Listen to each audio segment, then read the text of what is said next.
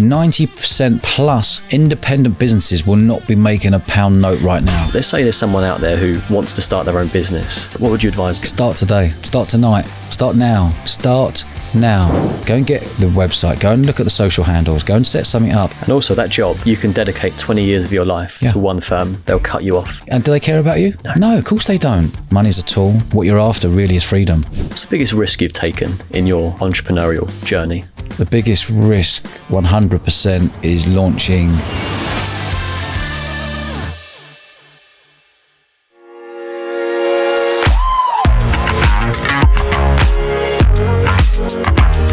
There's lots of stuff that I'm rubbish at, Jay. Like what?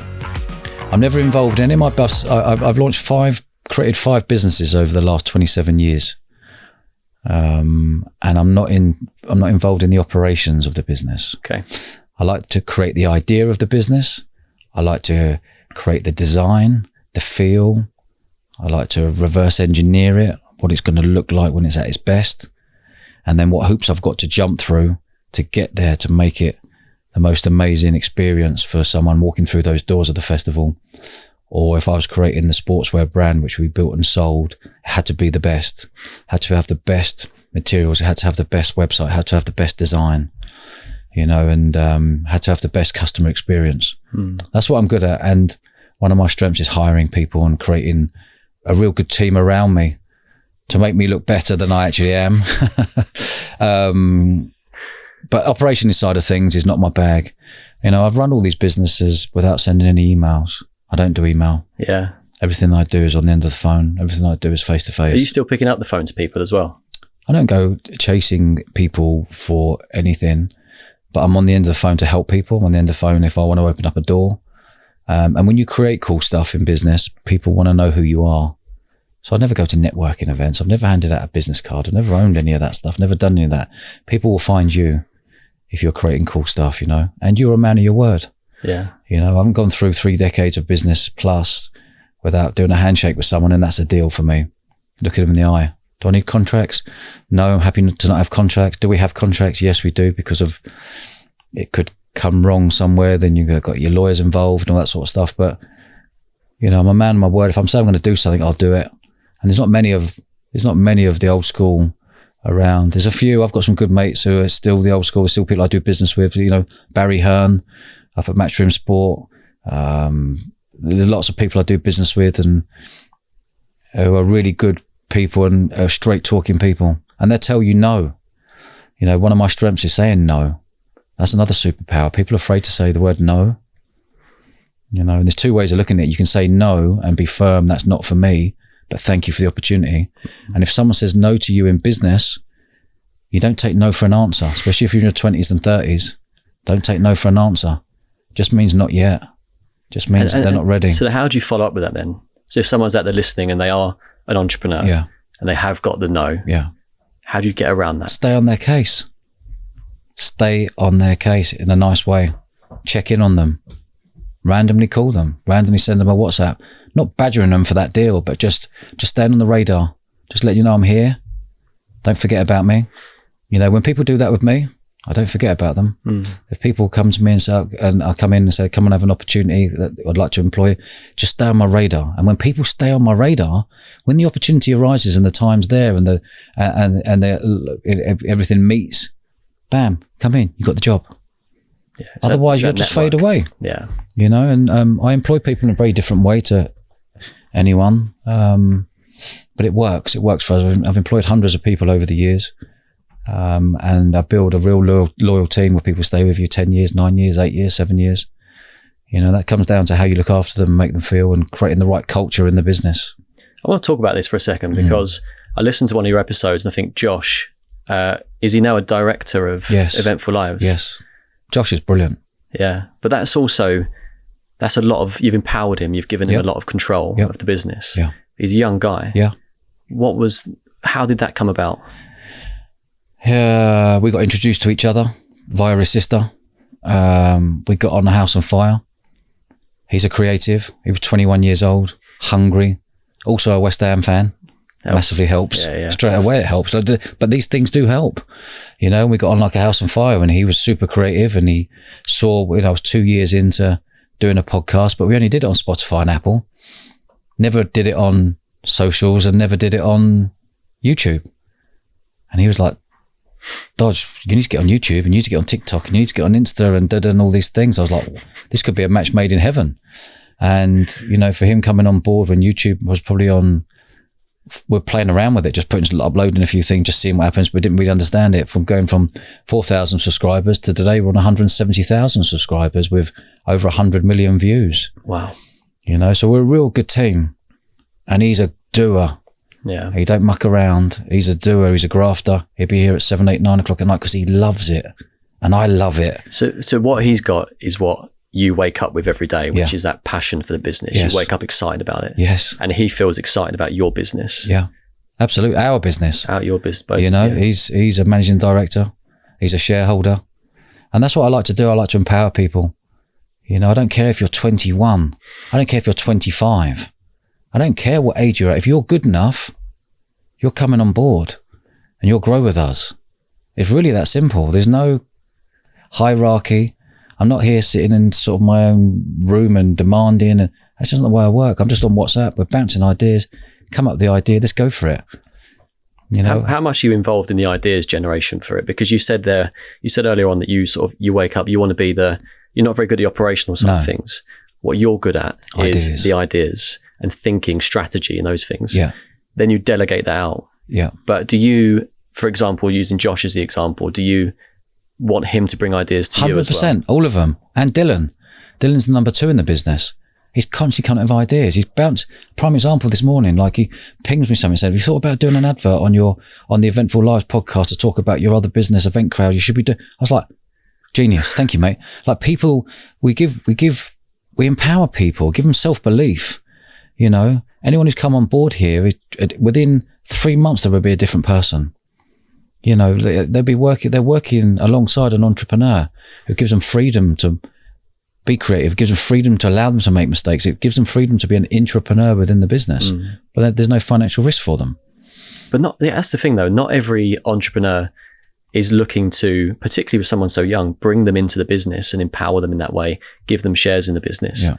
Why did you do that differently? Because it makes people feel part of what the journey we're on. But you have to earn that. You don't just get given it. You have to show me that you are super passionate. You've got to show me that you're bang on board. You show me this is a long career for you. You know, when we set up the media business, Eventful Lives Media, you know, this is the way forward.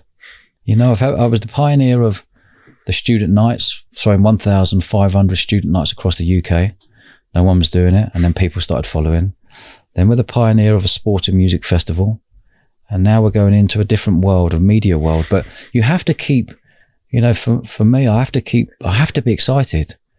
You know, if I'm not excited about something, I won't do it. I can't do it. I physically can't do it. I've never done anything that I think, oh, I don't want to do that. Have you had a business where you've not been excited about it and you decided now I'm going to, because you said the clothing business. Yeah. You're no longer part of that, right? Yeah, sold that in 2018. It was for that reason that you weren't excited about it anymore? Yes. Really? Yeah. Because my strengths are coming out of an idea, finding a niche in the market, a gap in the market, seeing what someone's doing and making it better. So basically back then in 2010, there were sportswear brands doing bespoke kit. No one was doing that before. So you would go to a university and they'd give you $100,000 order, bespoke kits. You'd have it in there. You know, everyone would have the tracksuits, the hoodies, shorts, shirt, socks, bag, etc. All bespoke. I saw a gap in the market. I was like, where are they doing it? They're doing it in China. How long does it take to come from China across the water to land in the UK, then to go through customs, all the ball ache of that? How long does that take from door to door? So if you're a club or a university ordering that, you order it. You've then got to wait 3 months for your order. I was like, it's got to be something better than this. It's got to be something quicker than this. So I spent months looking for factories in Turkey, India, Pakistan. And I was thinking, I need to get home closer. You know, India and Pakistan were doing it quicker than that, but it was 10 weeks. I was thinking, I need to get quicker than this. So I found a factory in Lithuania. How did you find that factory? Hunting, sniffing, doing my homework on the internet, finding out who's who, using my contacts, who's doing what. So I found this factory in Lithuania. They could do it in 4 weeks. Wow. Landed on your door. 4 weeks. I was like, hallelujah, right, I'm onto something here. And then we created the brand. It's called Viper 10. And I also knew that I used to design my own Nike trainers on Nike ID. I remember this. Colours, yeah, of course. All your colours, you could design your trainers. I was like, right, I need to find someone really clever. What if I did that for kit? So people go online. So I got this real clever kid friend of mine to design like Nike ID, but for kit. Yeah. So people were going on having all these hits on our website, and people designing their own kit. If they wanted to press and say how much it was for all of that, they had to press a button, leave their name, email, mobile, press the button, they get their price. Then we'd have the name, email, boom, get them over the line. And that's what we did. And we built that up, and we made an offer I couldn't refuse. Someone called me up one day on a Sunday night. Out of the blue? Out the blue, totally out the blue, random number. And I said, Flo, I'm going to bed. My wife, I let it ring for like 8 or 9 rings. Can I be bothered Sunday? I actually took it, and it was someone saying, is that Dodge? Yep. My name is such and such from this company. I've been watching you for 3 years. I love your brand. We want to buy you. I was like, you sure, mate? I thought it was my best mate, Chris, mucking around, yeah, no way. Little prank call. And I said, do me a favour, let's speak. It sounds great. Let's speak. Anyway, cut a long story short, cut a deal. He made an offer. I said, if you're prepared to make the offer, we won't change that. Shake my hand. And we shook hands. And it took 8 months. And we sold the company. Cash? Yep. 100%. No earn out. So I didn't have to be involved in the company. You literally just hand it over. Boom, hand it over with my team. And away we went, I went. What was it about that business that was valuable? Was it like the database of the customers? Was it the brand that you created? Do you know what it was? Well, anything in business that I put a high value on, Jay, is creating IP, intellectual property. And that could be a website, that could be the brand, that could be the social media, that could be the clever design of what we had within the website, of being able to create your own designs. It was, I guess, my reputation behind it. At that time, I had Lewis Moody, England Rugby at the time. He was with Nike. He was our front man for rugby. We had Pamela Cookie, who was a front woman, who was the England captain at the time for netball. I had a fantastic girl who worked for me called Steph Essex, who then became a shareholder at a very young age. So another example where you've done this. Another example, yeah. So you give them the freedom to run with the business. And I'd done my bit. I couldn't take it any further. I'd done my bit. I wasn't excited by sportswear. I was excited by sportswear because I used to wear sportswear and just sell. Another business I was owning in my younger years was selling Schneidy clothes back then. But, but as you do to earn money in your teenagers. But then I end up all of a sudden I've got a sportswear brand selling clothes. So whatever you learn as a kid, when I look back now, I think, okay, I was selling tickets at 10. I'm still doing that at the age I am now. I was selling all the clothes then. I created my own clothing brand. You know, there's a thing going on here, you know. But I get bored quite easily. And the day-to-day running that business, I wasn't involved in. Was I excited by the figures and numbers and everything? No. Had I done my bit? Yes. Is it the right time to sell? Yes. And we got out. What's the biggest risk you've taken in your entrepreneurial journey?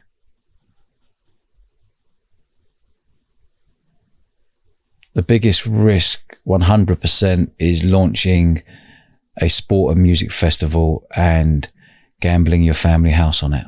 Your family house? Talk to me about that. That was 2008. There was financial crisis. Property prices are also collapsing. Yeah, everything was collapsing. Everything was collapsing. But I saw it as a huge opportunity in my weird thinking. I did that in 2001 when I launched the other business. Did it in 2008 when I launched this business. And we also launched a sportswear brand at the same time as well. So, yeah, run out of money. My naivety again, basically, Jay, was I thought it was going to cost $100,000 to put on this sport and music festival. And that was in the May of 2008. It got to January and all the contractors wanted money up front, big deposits. And when are you expecting money to come in? The day after the festival.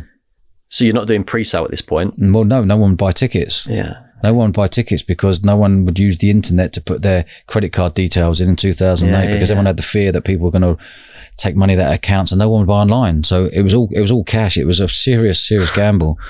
And then I run out of money in January. We're £100,000 in and there was nowhere to go to get any more money apart from the last option was to remortgage your family house, which is not a cool thing to do, mate. I've got to say, it's not something I look back on, and I look back on with pride that we nailed it. But it's something that I wouldn't look back on and go, or advise anyone today to go and do that, especially when there was no social media. It was all flyers and posters. You're waiting on the day for people to turn up, you know, and the first festival ended up costing £300,000. Okay. So you're 200 grand short.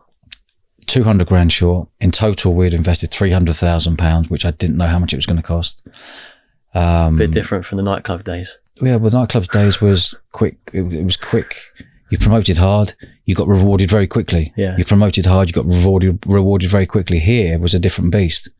You had to have health and safety, you had to have insurance, you had to have licensing, you had to have all your bar staff, you had to have bring in all the toilets, you had to bring all the different marquees in, you were dealing with sponsors, you were dealing with the breweries bringing the alcohol in, you're dealing with people camping, you were all of these things. And also what I didn't know, there was no business model to say how much you're going to earn at the end of it. So the risk was outrageously big with no staff running it apart from myself, my wife who left her job at JP Morgan to come and do this.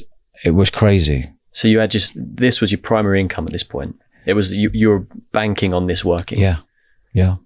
What did she say? When you said to her, we've got to remortgage the house. Well, she's not a risk taker, Jay. She's one of the kindest souls on the planet. Not a bad bone in her body. From the countryside in Wales. Loves animals, loves green grass, loves long walks. And then we both met at Loughborough University, and all of a sudden she's getting married to a promoter who loves risk and everything else. What about that? We're both polar opposite, you know, and but that works. That works. You know, if we were both the same, it probably wouldn't work. Being polar opposites has made this business model work for the last 18 years. But having that sit down with your wife to say, we're either going to lose that 100 grand, which we didn't have to lose at that time, or we have to remortgage the house and go for it. And that's a real tough call to have your fiance. It really is. What did she say? She said, do you really think this is going to work? And I was like, yeah. And I didn't. In my back of my head, I didn't know if it was going to work. So you were just like... I didn't know it was going to work or not. But who knows? Because it's a numbers game. How many people turn up on the day? It's a numbers game. How much they're going to drink on the bar? It's a numbers game. How much your security is going to cost? It's a numbers game. How many toilets you're going to bring? It's a number. I didn't know. Security would say to me, how much security do you need? I was like, I don't know. They're like, why do you not know? I said, well, I don't know how many people are going to turn up on the day. How many toilets do you need? The toilet company, I don't know. How many showers do you need for the campsite? I don't know. Everything was, I don't know. The caterers who are paying money to be there. How many people are going to be there so we can pay you to be there? I don't know. It was all the unknown. All the unknown until you wake up. You build the festival site. You wake up in the day. You pull your curtains back at 6 o'clock in the morning praying that the sun's going to be out. That people can go, I'm going to turn up. Wow. How many people turned up? We had roughly 4,000 people turn up. Okay. And after tallying it all up post-festival, when you're bringing all the cash back in from all the tills, we made £1,000 profit that year. On the whole thing? On the whole thing. Including the money that you borrowed against the house? Yeah. Did you pay that back? You can't. You got to go again. Again, I didn't think about that. I was thinking, right, does that mean we can pay back? You've got to go again. So the house is back on the line for next year? The house is back on the line for next year. It's nuts. This is one of the things I've taken a huge gamble. Another thing that I took a gamble on was crazy gamble.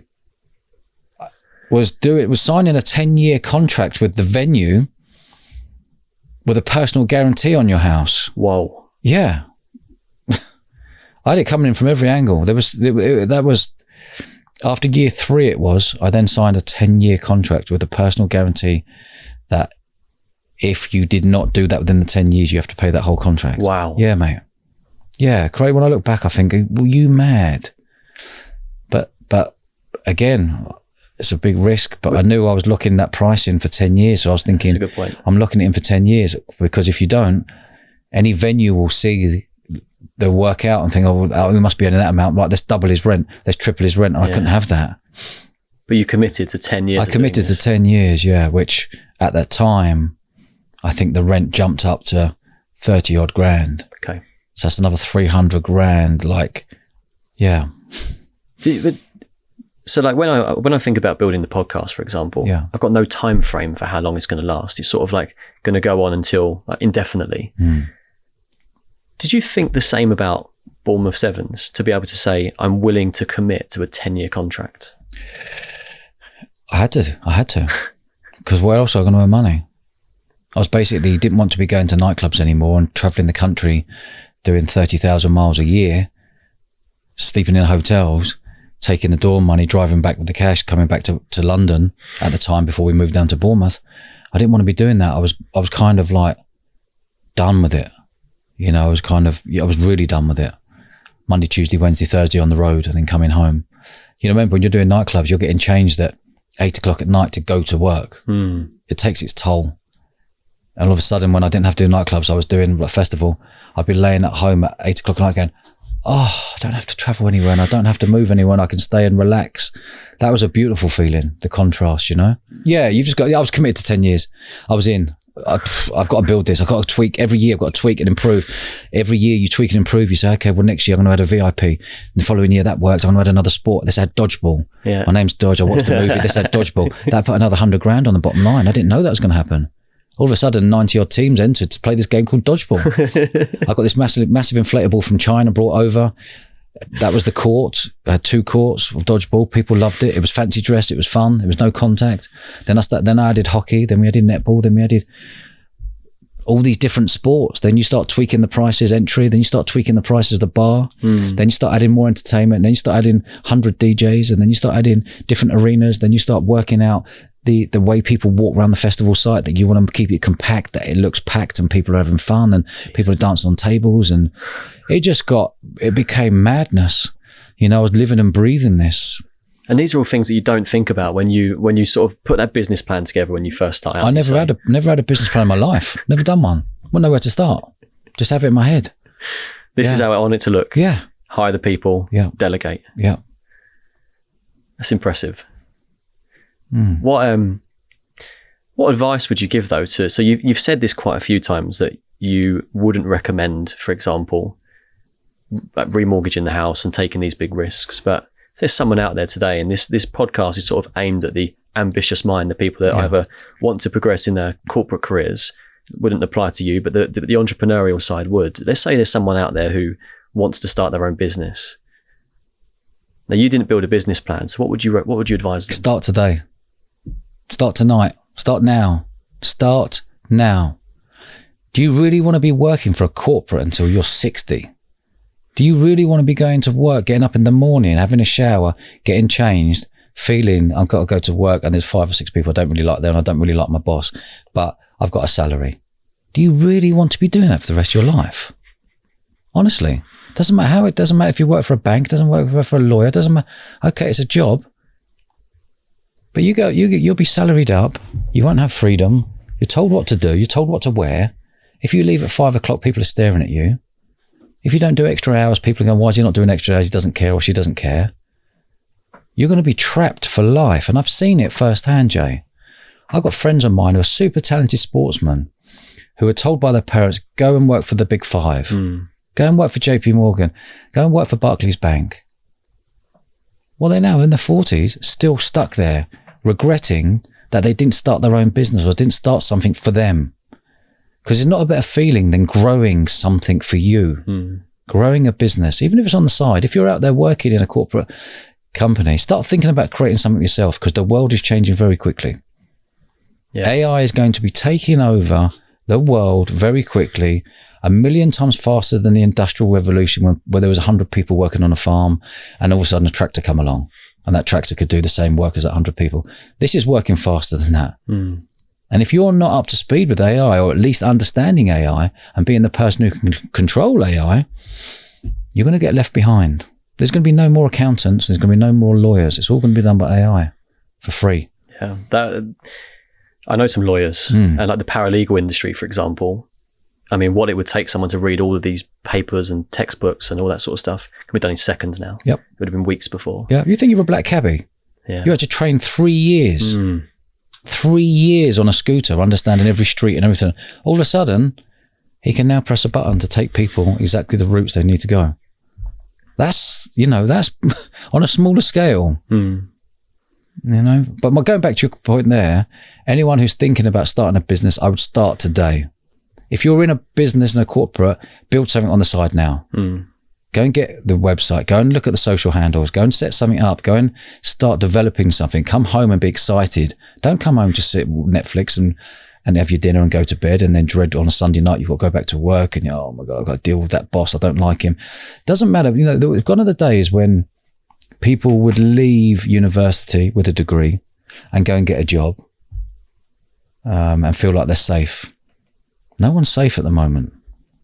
No one's safe in a job. And also that job, you can dedicate 20 years of your life to one firm. Yep. They'll cut you off. Yep. One day you're there, the next minute you're not. And do they care about you? No, of course they don't. Stop believing your boss cares about you. Your boss wants you to work hard so he gets his bonuses. It's as simple as that, and gives you a little tiny bonus. You have to be doing something you absolutely love. Like this. You're doing something you love. Well, I guess you love it. I love it, yeah. Yeah, you're 50 episodes in. So massive respect to you on that, by the way. But you're doing something you love. How do you turn this into a business? Anyone out there, what were you good at as a kid? What did you enjoy doing as a kid? That's what we forget. Yeah. We're just like at the moment, like we're all kids. I'm still a big kid. We're all kids. But when you work for a corporate, you've got to pretend to be an adult. When you're an entrepreneur, your own business, you haven't got to pretend to be anyone. You can just be you. And that's why I guess on LinkedIn, people like my stuff, because no one's telling me what to say or not to say. I'm just being me. And you're very honest as well. Yeah. And there's no one at all that's there's no compliance department that's governing what you can say and what you can't post. And you're just raw. Like you're just you, and the way you're feeling about things comes out. No one else to answer to. Be real. Why would you not be real? Why do people want to put on a front that they're a businessman or they work for a corporate and corporate life is really good because they give us 22 days a year and like fucking come on guys. It was only a few years ago like you were loving life as a teenager, loving life at university, and then you've gone all serious all of a sudden. For what? For a job. For a job. How many, you said there about like sort of you get your 22 days holiday a year. How many holidays do you have a year? I go on holiday every 6 weeks. And that's my thing. Yeah. I'm not into sports cars with silly coloured. I'm not into watches. I'm into having long lunches with my friends. Yeah. A tight family. And the thing I spend my money on, which I love, is my holidays. But you've bought that freedom. I've always had freedom. There's never a time I haven't had freedom. Even at school I had freedom. Because sport, you'd always be like on the sports field, freedom. In the classroom I found it hard. Or you get kicked out of the classroom, whatever it may be. I've just had freedom. And freedom's the key. Like people talk about money as if it's the be all and end all, and it really does bloody help. Honestly, it really does help. It really does help. But it's a tool. Money's a tool. What you're after really is freedom. And if you're in a job that you haven't got freedom or something you don't enjoy doing, your life's going to pass you very quickly. I've got friends who are in their 50s and they were earning more money in their 20s when they finished at uni because they went into a corporate job.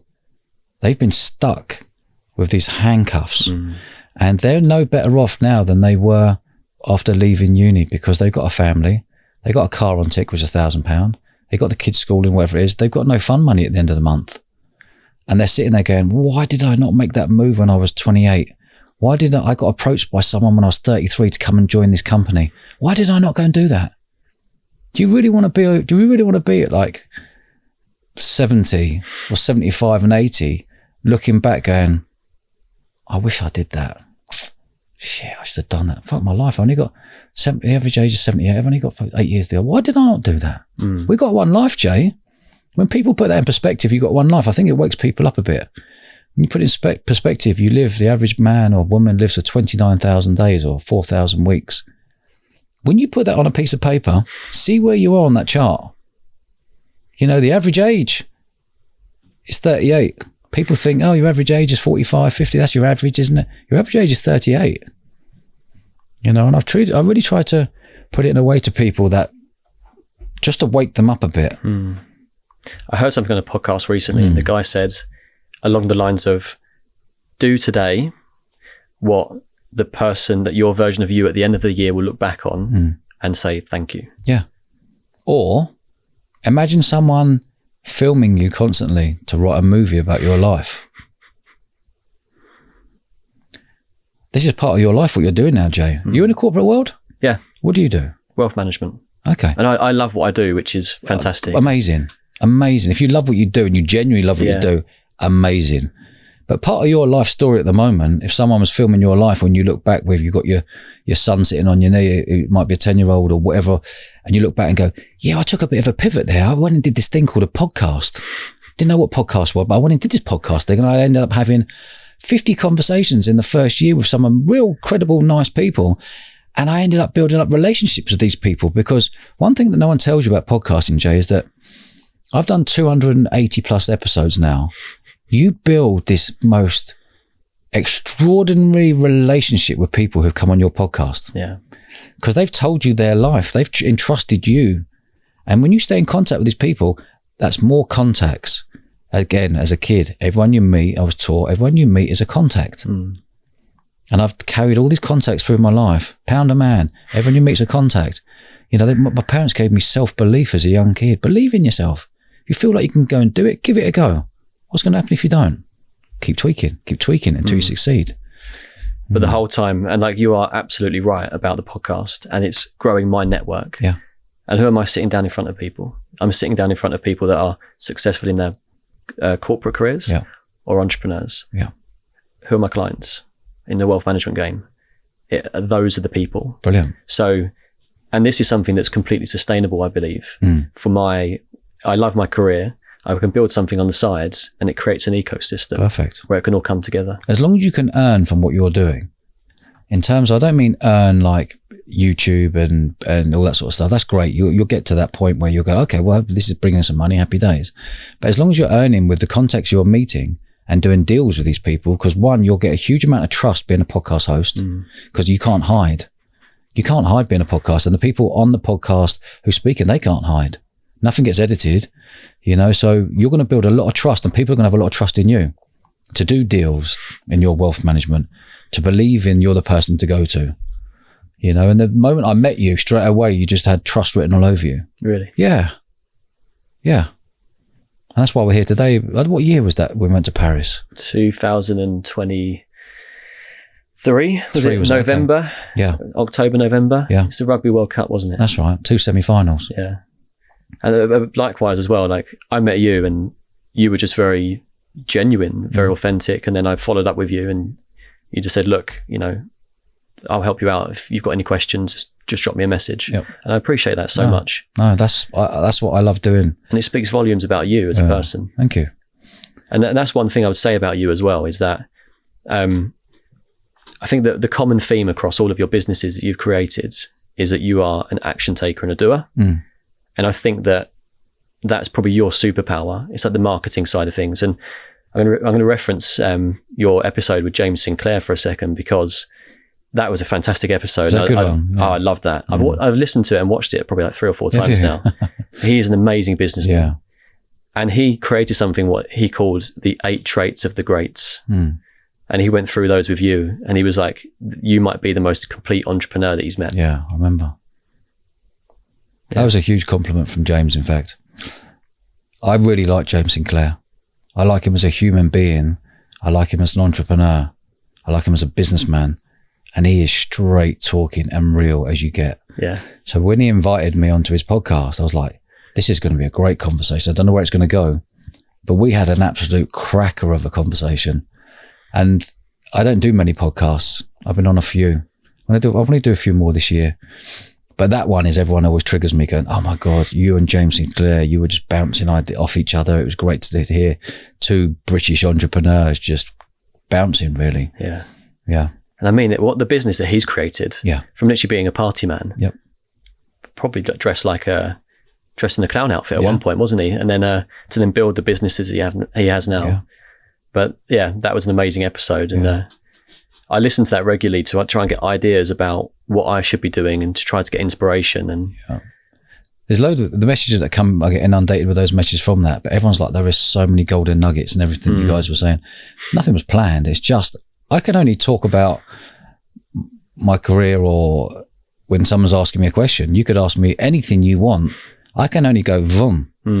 I don't know whether it's right, whether it's wrong, whether someone listens and goes, oh, thank you for that bit of information, or it's not useful to anyone. But I can only say what I've done and what I've achieved. You know, and there's been lots and lots of, this isn't like plain sailing, Jay. This has been, I am non-stop. My wife's like, how does your brain work? How does it work so fast? Why is it constantly switched on?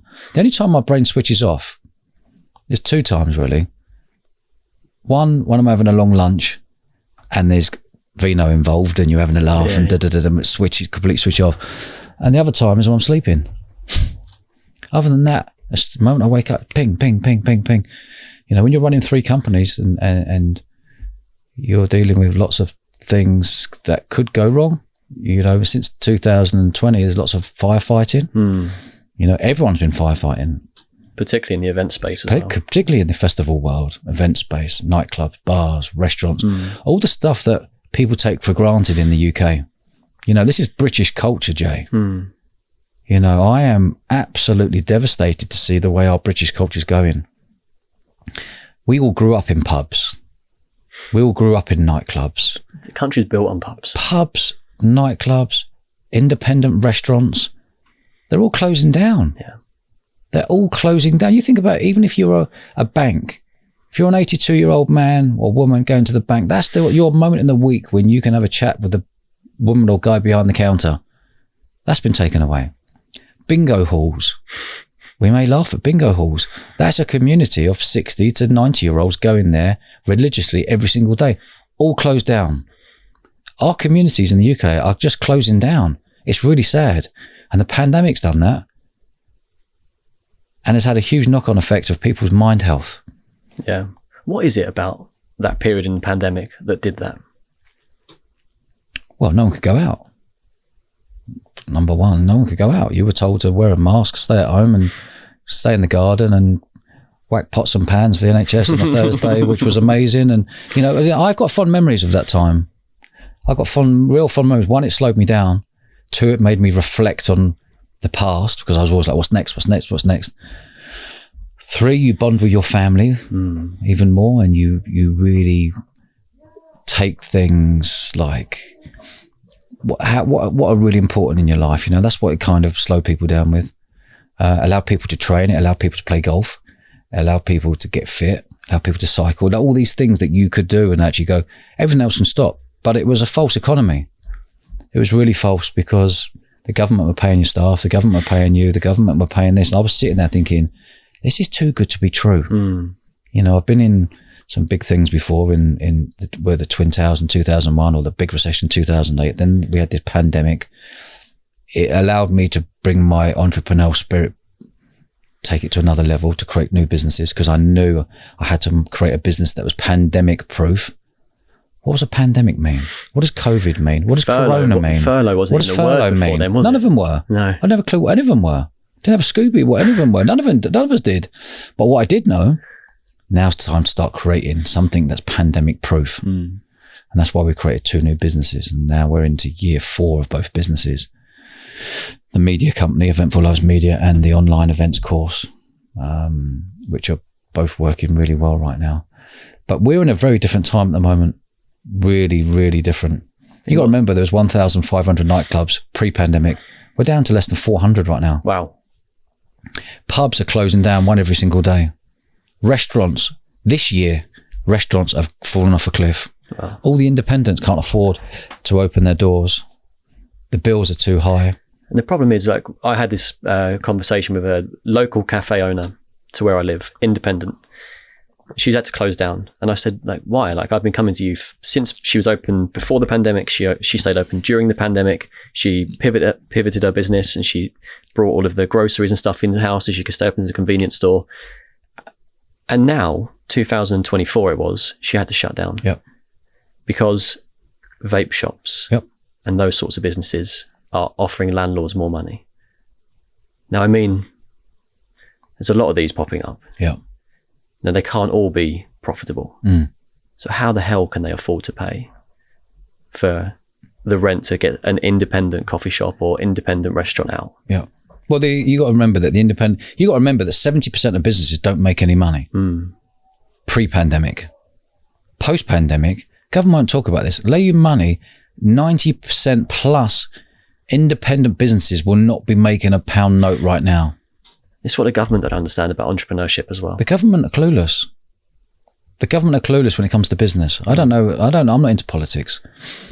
But what I do know is business, and what I do know is entrepreneurship, and what I do know is how to make money, and what I do know is knowing how businesses are doing. I can have a conversation with 100 businesses and I'll know whether they're successful or not successful. It's really difficult to earn money when you're getting charged turnover taxes. You know, if you're an entrepreneur, as soon as you get over the threshold of 90 grand, you've got to start paying VAT, 20%. You know, now at the moment, if you make £100,000 net profit as a business, you are doing really, really well. You know, there's a massive misconception out there. You've got to be earning £1 million a year. You got to have all the fast cars. You got to be flying into Dubai. There's an aeroplane behind you, which is a private jet that you take. It's all bollocks. Yeah. Excuse my language. I don't mean to swear on your podcast, but it really is. It really is. You know, and social media has taken it to that level. And there's lots of people out there who are fake entrepreneurs earning money out of naive entrepreneurs wanting for them to have that lifestyle, but it's not sustainable. It's not sustainable. And what you've created are sustainable businesses. Well, they're real. Yeah, they're real business. But going back to the high street, coffee shops struggling to make money, restaurants struggling to make money, ice cream shops, everyone, hairdressers, like it's really, really difficult. And one thing that no one spoke about is cash being taken out of the system. It was only a couple of years ago, 3 years ago, cash was there. Now there's no cash in the system. I mean cash. Yeah, like physical cash. Like physical cash you have in your pocket. Yeah. I always walk around with cash in my pocket because I love cash. So that's my thing. And every time I'm in an independent, I want to pay cash because they don't want to be having to be charged every time I tap. They get charged for that deal. And you know, and is that on the total transaction? Yes. Basically the revenue. Yeah. So that it'll be like a 1% or 2% charge on the revenue of that. Yeah. Wow. Yeah. So that's why everyone's closing down. You go down the high street these days, it doesn't matter if you're in Bournemouth, doesn't matter, wherever you are, the high street is like we've been in a world war. We've been in war, like everything's boarded up. You only have hairdressers and vape shops.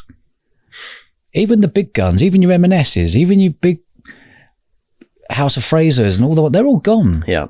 The high street it's really sad to see, and it doesn't help when Amazon are taking all the orders. And it really bugs me that all these big companies like Amazon and Meta aren't paying taxes in our country. Offshore why are we profits. allowed? They've got all this offshore stuff and no. You are mega. You could really help fund our country, you know? Pay your taxes. You know, us entrepreneurs are paying 50% tax. People who go to work are working 4 or 5 months of the year, giving it to the government. But people who get a pay slip don't look at that. They go, "Oh, that's my pay slip. That's what I get." Okay. So but this is a really interesting point that you've made here. As a business owner, you know what your profits are. You know how much national insurance you're paying. You know how much VAT you're paying. When we get money coming in, we see the net number that comes in. You earn £5,000 or whatever, and it's £3,000 that comes into your bank account. And that's all you see. So then you just live off of your net amount because the money's already been paid to HMRC. Yeah. But if you paid that at the end of the year instead, and if you knew how much you were paying, physically handing it over, it'd frighten you. People would have a different mentality towards. Agree. And I'm constantly on about this, and that's why I was talking about people who've got jobs. You don't realise how much you're being taxed. You don't realise that you're going to work and you enjoy it, but going to work and not enjoying it. You know, that's why if you set up your own business and your own limited company, you can go out and eat and put it on the business. You can fill your car up and put it on the business. There are lots of plus points, you know, but there's a prime example, which people don't know if they are in the corporate world listening to this, is as a business owner, if I put Jay on £100,000 salary, the government, I've got to pay the government £15,000 every year just to employ you. Yeah. Who invented that? Who? Where has that come from? Employers' national insurance. And number employee. one. And employees' national insurance. You then pay the government out of your salary. Yeah.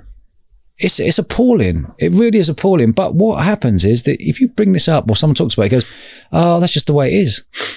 I wouldn't run a business like that. The government are a business. We all pay those people in the government to make big decisions. And they're not making good decisions for us all. If you had a magic wand, what would you do? I would get 20 of us, proper entrepreneurs, and take over the business side of what the government are doing, because they're employing people who have never run a business, have never employed anyone in their lives. They don't know what business owners are going through. And anyone out there, if you're a business owner or an entrepreneur, I know what you're going through.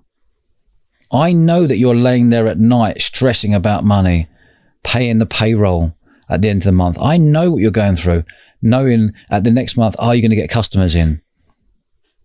Business is not easy. But business, when the government don't want you to succeed, is even harder. Mm.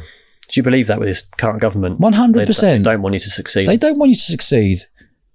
Why, if they want you to succeed, why wouldn't they reduce the VAT for businesses? Mm. And everyone go, oh, it's gone from 20% VAT. We're the highest paid VAT in Europe. Oh, it's dropped it down to 10. Oh, there's 10% we can have now. That might make us profitable. That might make us break even. Mm. But the frustration here is what's happening here is that everyone's paying the taxes, but we're not getting nothing back for it from it. You know, it's like going to the supermarket and giving them over 100 quid and then giving you £7 worth of food. You're like, where's the rest? Where's the other £93, please? You know, and it's really, really frustrating. But what can I do? I can't do anything. So I just try to switch off from it. Yeah. Stay in my bubble. I don't watch the news. Stay in my bubble. Stay in my lane. And just try to crack on what we're doing. Can you see yourself living in a different country? Yeah. Yeah. I'm really proud to be British. Mm. I'm really proud of our country. But I've seen our country change very, very, very, very quickly. I used to see our country change every sort of 5-6 years. Roughly 5-6 years. I'm seeing our country change over the last 12 months, monthly. Mm. Not for the good. Mm. And then weekly, not for the good. And people can sugarcoat what they see and what they don't see. And if you just watch the BBC, you're only being told what the BBC want to tell you. I went on Twitter. I don't like Twitter, by the way. I went on Twitter. My God. That's telling you what's going out on the streets. That's telling you the crime, what's happening. That's telling you all the stuff that you don't want to see. I spent a month on that just looking and watching. I was like, I can't watch this anymore. Turn it off. I've got to turn this thing off. I didn't tweet or anything. I was just watching all these videos happening at real time of what's going on in our streets. And if you don't go on our streets where people aren't wanting to go on the streets now because they are dangerous, they're staying at home. So they're just oblivious to what's going on. Mm. I think it's, I'm a real optimist the whole of my life.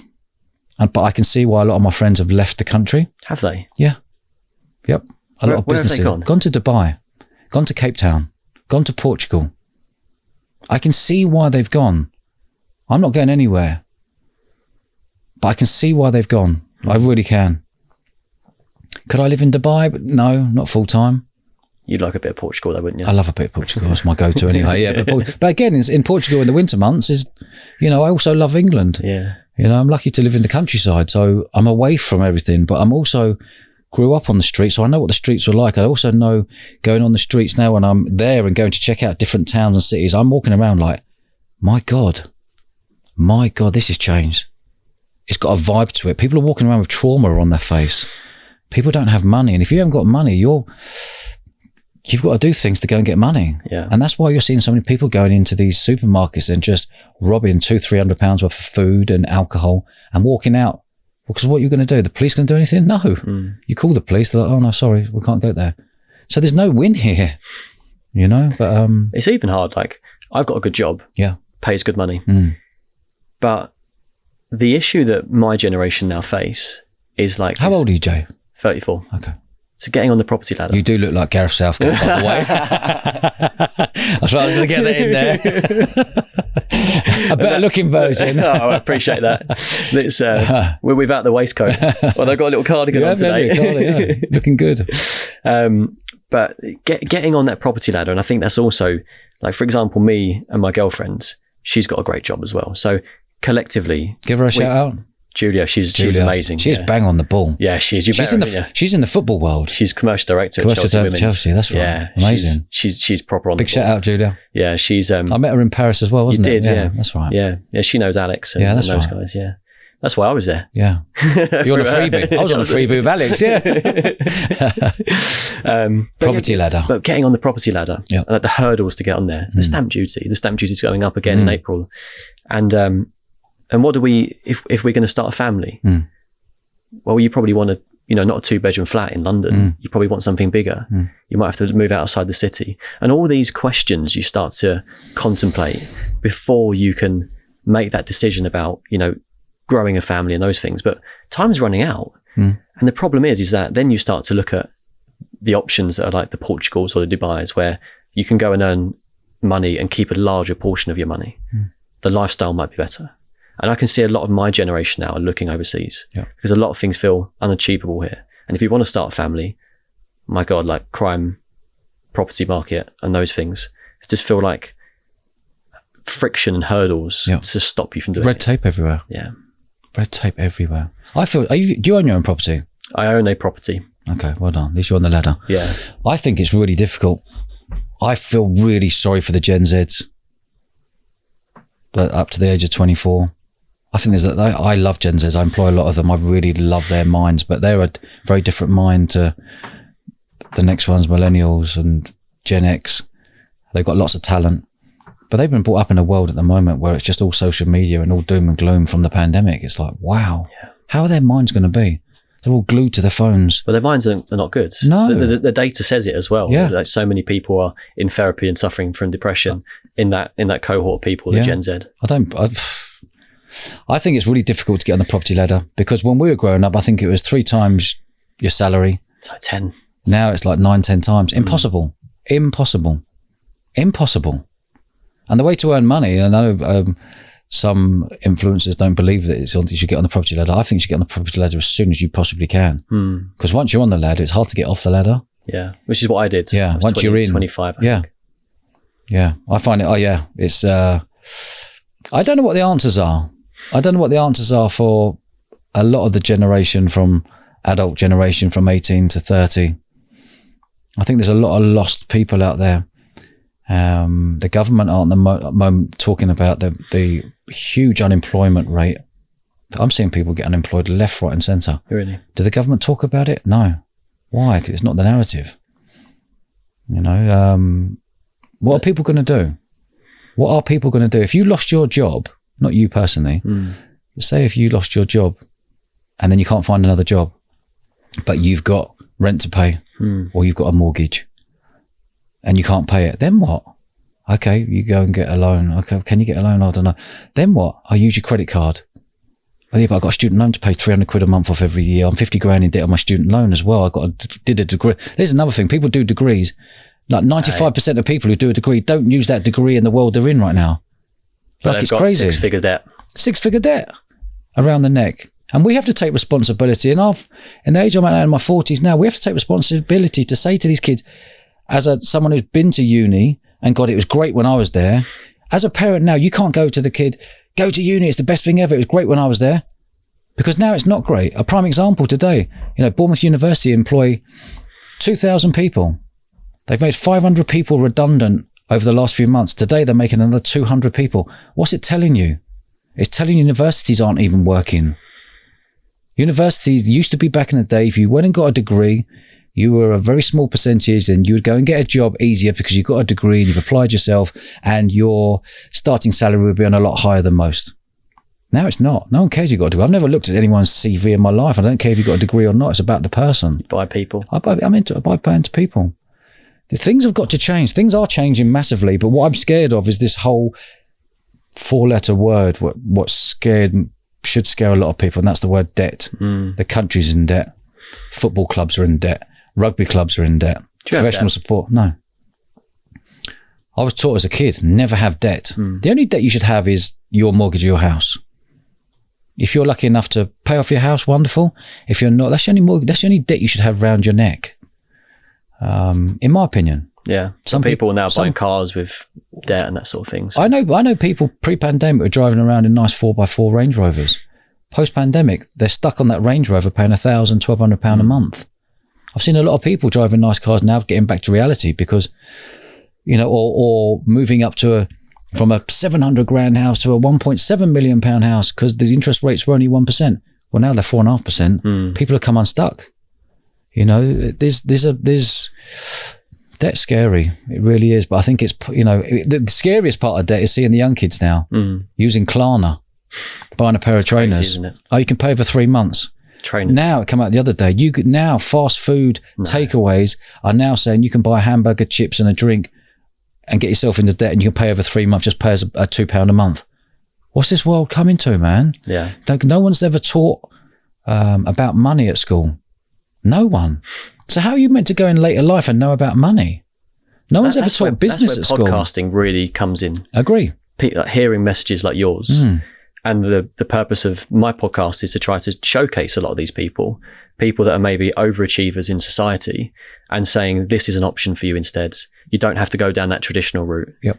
And we need more people like this. We need more people like you in voices in government, and, you know, voices to the younger generation. Yeah. And I think it's inspiring what you're doing with the Gen Zs that you're employing. You're not just saying, I'm going to go for the person that's got the experience. Yeah. I'm going to hire somebody because they're the right person and they're going to be on this journey with me, and I'm going to give them a chance. They're like sponges. Gen Zs are like sponges, but you've got to give them the freedom to be sponges and give them the freedom to be creative. Yeah. Then let them go. Just guide them. Let them make their own mistakes and keep tweaking, but don't say to them, oh, you failed at that. It's nothing to do with failure. I don't even failure in my vocabulary. It's about tweaking. Well done. You've done that well. Just tweak it again. Go again. Yeah. And they push boundaries, and every day we're improving 1%. They keep me on my toes. You know, yeah. Dodge, to finish up. Yeah, mate.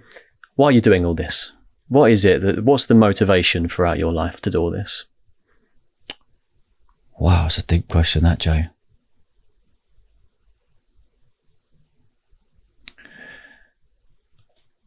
In different phases of my life, I guess I was doing it initially, setting up businesses was to earn money. I always wanted my own house. When you're living in a 2-bed flat above a pub all your life is going up, you're living in a flat with all sorts going on downstairs in the pub, toxicity, and seeing everything. So all I wanted to do was ever just to own my own home. And my parents, like, in living in a pub, you just eat the pub food. We'd never sit down as a family ever. So I wanted all these things that my friends had. You know, you go around their house, mum and dad were cooking together. Mum and dad are laughing together and having fun together, and they're in the garden playing. We'd never had any of that. So the first phase of my life was to earn money, was to buy my first property, and that's what I did in my first year of promoting nightclubs. It was in Brixton, right next to the prison. Was it? Yeah. God, that was a lovely place. Jesus. It was a beautiful place, but it was actually, I just need to get on the ladder. I couldn't afford Clapham at the time, and everyone was leaving Union, going to Clapham, and I was like, right, going to Brixton. But why am I doing all this? I want to leave a legacy. I want to leave a legacy as someone who was never taught just get up and done, had self-belief, believe in yourself, back yourself, build teams of people around you, create things that no one had created, be a pioneer of things, from student night to the sportswear brand to a festival to now a podcast. And podcast now, really, because I wasn't a face before doing podcasting. I was just a face in the world I was in, which was nightclubs and festivals. Now you're a podcast host. You get recognized at a lot of places you go, and people have listened to you. You're in their ear the whole time. You know, if people like your podcast, they'll flick it on when they go to work. They flick it on in the car. They flick it on when they're at home and they're bored or whatever. And all I can do is give my experiences. And if anyone's listening to this and they just take one nugget out of it, that's enough for me. Yeah. Because it will set someone on a complete trajectory of their life. Someone might be listening to this in the corporate world going, bloody hell, he's actually right. I'm 5 years in. What am I doing in my life? I need that business I'm always thinking, because everyone's thinking about businesses Everyone's thinking about ideas, but no one executes. Yeah, be the person that executes. But the reason why I'm doing all this now at the age of Matt is to leave a legacy that my young boy is proud, and my wife's proud, and more importantly, my old man's proud. Your dad's a legend. My dad's a legend, mate. Yeah, I've seen him at the photo. He's in good nick for his age. He's in unbelievable nick. Yeah. Have anyone listening out there who's got a dad or is a dad, go to episode 245. Okay. I just want to, he's been my hero my whole life, and we've got a great relationship, and I want to have that relationship with my son. Mm-hmm. I am having that relationship with my son, and got a nice little family around me. Yeah, amazing. I really appreciate this conversation, and I've really, really enjoyed this. And I just, again, thank you for the sort of being there for occasion when I've needed you over the last couple of years. I really appreciate it. My pleasure. Also, I've just got to say, you're a very good podcast host. Thank you. The reason why I say that is good podcast host ask good questions and let someone speak. So respect you, mate. Thank you. Good man. Cheers, Jay. Cheers, Dodge. Well done, mate. Thanks for watching, guys. If you'd like to see someone on the show, leave a comment below. And if you haven't already, do us a favour, show us a bit of love, press the subscribe button, and it allows us to grow the show even bigger and bigger each week. Nice one.